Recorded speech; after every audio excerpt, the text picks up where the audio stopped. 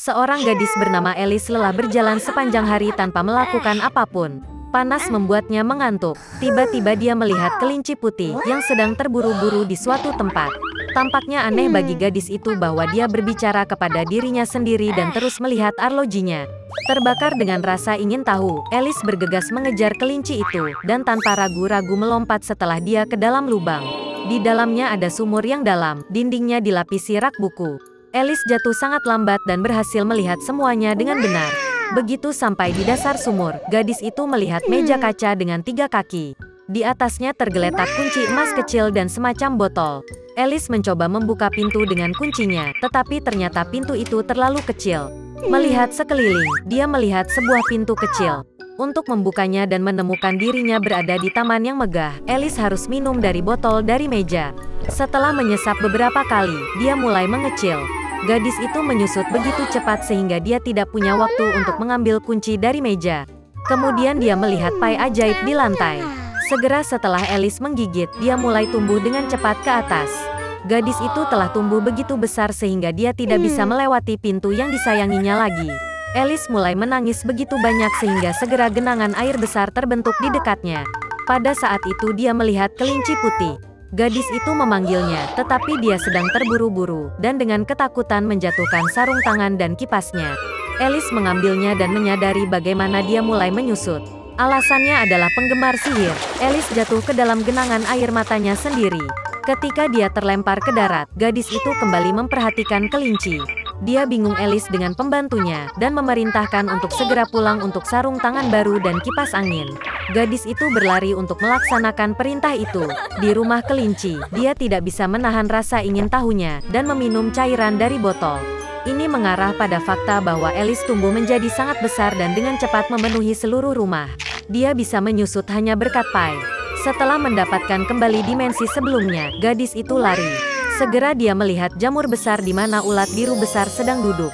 Alice mengeluh padanya tentang perubahan tinggi badannya yang konstan. Ulat itu menyarankan gadis itu untuk memakan sepotong jamur. Alice makan sedikit dan akhirnya kembali ke tinggi normalnya. Dan dia melanjutkan. Tiba-tiba Alice melihat sebuah rumah. Masuk ke dalam, gadis itu berada di dapur, di mana dia melihat Duchess dengan bayi menangis di pelukannya. Seekor kucing besar sedang duduk di lantai, tersenyum lebar. Duchess menjelaskan kepada Alice bahwa dia tersenyum karena itu adalah kucing Cheshire. Tiba-tiba kucing itu menghilang dan bayinya menangis. Duchess memberikan anak itu kepada Alice, dan dia sendiri pergi ke ratu. Gadis itu terkejut saat mengetahui bahwa dia tidak menggendong seorang anak, tetapi seekor babi kecil yang nyata. Ketika kucing itu muncul kembali, dia menyarankan Alice untuk menemukan Marechare. Dan kemudian dia menghilang, dan hanya senyumnya yang tersisa di udara. Gadis itu berangkat. Segera dia melihat rumah Marechare. Alice datang tepat pada saat dimulainya pesta teh. Mejanya besar sekali, tapi hanya si Marechare, Mad Hatter, dan Sonya si tikus yang duduk di sana. Mereka tidak mengizinkan siapapun duduk di meja, dan mengatakan bahwa tidak ada ruang. Alice mengetahui bahwa mereka dipaksa untuk minum teh tanpa henti sebagai hukuman karena membunuh waktu. Si kelinci dan si Hatter mengejek gadis itu dengan segala cara yang mungkin dan mengejeknya. Tidak dapat mentolerir kekasaran seperti itu, dia diam-diam bangkit dan pergi. Segera Alice menemukan dirinya di taman yang indah. Dia memperhatikan tukang kebun yang tampak seperti bermain kartu. Mereka mewarnai mawar putih menjadi merah. Gadis itu sangat terkejut dengan ini. Dia mengetahui bahwa ratu mereka menyukai mawar merah, dan hanya mawar putih yang tumbuh.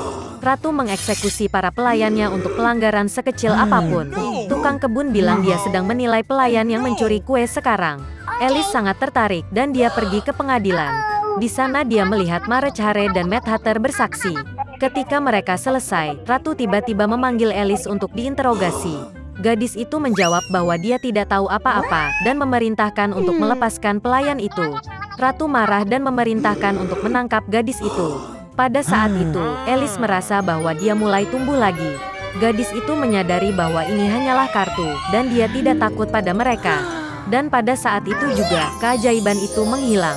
Alice terbangun di tempat terbuka yang sama di mana dia pertama kali melihat kelinci putih. Ada pemandangan yang familiar di sekitarnya, suara yang familiar terdengar. Jadi itu hanya mimpi, pikir Alice. Gadis Mary tinggal di padang rumput Kansas dengan anak anjingnya Toto, Paman Henry dan BBM. Di tempat-tempat ini, badai sering terjadi, dan keluarga itu sesekali bersembunyi di ruang bawah tanah dari cuaca yang mengamuk. Suatu hari, Paman Henry melihat badai yang akan datang. Dia membuka palka ruang bawah tanah dan kemudian memanggil Maria dan Bibi untuk bersembunyi. Pada saat itu, Toto yang ketakutan melompat dari pelukan Mari dan bersembunyi di bawah tempat tidur. Ketika gadis itu akhirnya menangkap anak anjing itu, angin menderu-deru dan rumah kecil itu berguncang. Rumah itu memutar porosnya beberapa kali, dan kemudian perlahan-lahan mulai naik ke udara, seperti balon. Segera rumah itu mendarat, dan dia dan Toto pergi ke jalan. Halaman rumput hijau dengan pohon buah-buahan tersebar di sekitarnya, dan bunga-bunga menakjubkan tumbuh di mana-mana. Beginilah Maria berakhir di tanah ajaib Oz. Sambil mengagumi keajaiban alam, gadis itu tidak menyadari betapa anehnya orang-orang bertopi mendekatinya. Mereka sudah dewasa, tapi tidak lebih besar dari Maria kecil. Kepala di antara mereka adalah seorang wanita tua berpakaian serba putih. Dia mendekati Mari dan berterima kasih padanya karena telah membantu gadis itu mengalahkan penyihir jahat. Mari sangat terkejut.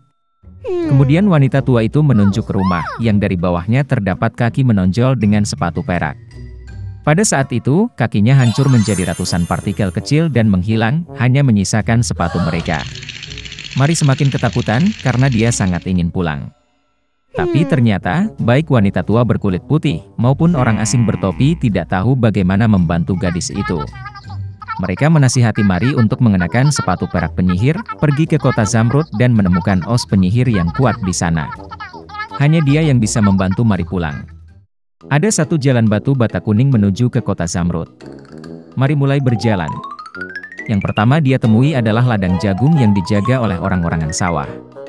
Alih-alih kepala, dia memiliki kantong berisi jerami, dan mulut serta hidungnya dicat dengan cat. Orang-orangan sawah itu ternyata masih hidup dan namanya Scarecrow. Dia memberitahu Mari bahwa dia juga ingin pergi ke penyihir Oz untuk menanyakan otaknya.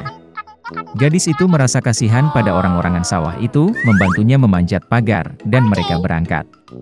Jalan bata kuning membawa Mari dan Scarecrow ke hutan. Tiba-tiba mereka mendengar seseorang mengerang. Sosok manusia berkilau di semak-semak hutan. Itu adalah Tin Woodman. Bagian-bagiannya sangat berkarat sehingga dia tidak bisa menggerakkan tangan atau kakinya. Kemudian, di sebuah gubuk di dekatnya, Mari menemukan kaleng minyak. Dia melumasi bagian Woodman dan dia mulai bergerak lagi. Ternyata si penebang kayu sudah lama memimpikan pergi ke penyihir Oz untuk mendapatkan hati yang nyata. Jadi bersama-sama mereka melanjutkan perjalanan ke kota Zamrud. Jejak batu bata kuning membawa teman-teman melewati hutan lebat. Tiba-tiba seekor singa melompat keluar dari semak belukar ke jalan. Begitu dia mengayunkan cakarnya ke Scarecrow, dia mendengar Toto menggonggong dan sangat ketakutan. Singa memberitahu Mari bahwa dia dilahirkan pemalu, dan karena itu tidak keberatan pergi ke penyihir Oz dan meminta keberanian sejati. Ketika teman-teman akhirnya mencapai kota Zamrud, Oz yang agung setuju untuk memenuhi keinginan mereka, tetapi menetapkan satu syarat.